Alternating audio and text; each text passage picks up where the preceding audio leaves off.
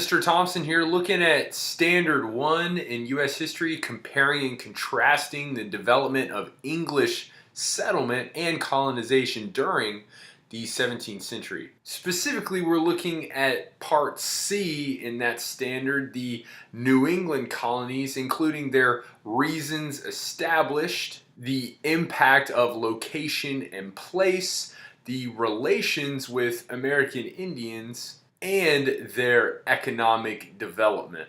The New England colonies. This was Massachusetts, Rhode Island, Connecticut, and New Hampshire. These colonies had poor, thin, rocky soil, a pretty short growing season, so of course this makes for pretty tough farming conditions. So farmers in New England are like, man, this soil is the worst. It's poor, it's thin, it's rocky.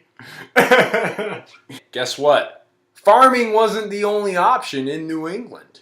New Englanders actually had a ton of forests and were really close to the sea, so this allowed them to create a thriving shipbuilding industry.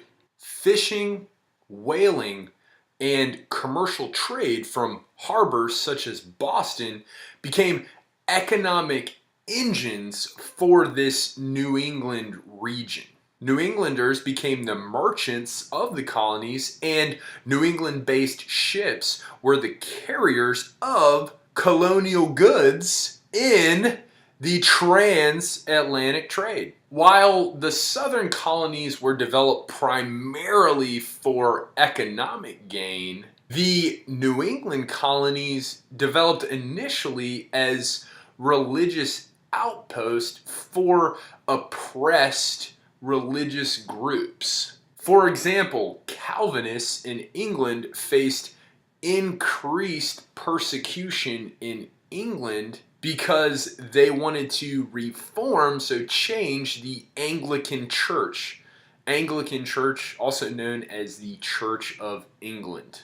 And Calvinists also opposed the growing power of the English monarchy. These religious dissenters, known as Puritans, disagreed with the Protestant Anglican Church's continued use of Catholic traditions and rituals. The Puritans wanted to purify their Protestant sect of any Catholic influence, Catholic features that have been ingrained in the church.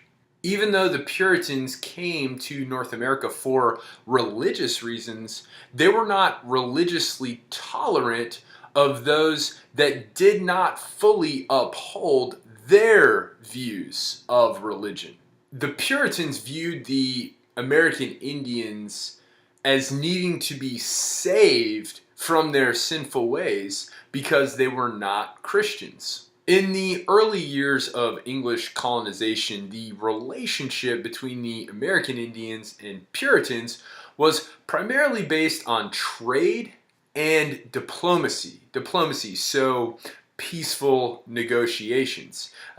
Given that the English were greatly outnumbered by the Native Americans. So essentially, play nice while we are at a disadvantage from the English standpoint.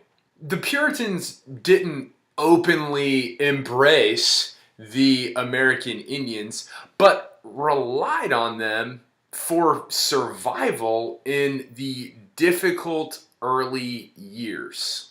As the English population increased, so did the conflict increase between the Native Americans and the English colonists. For example, a series of bloody wars broke out between the Puritans and the American Indians of New England during the colonial period, specifically King Philip's War and the Pequot Wars.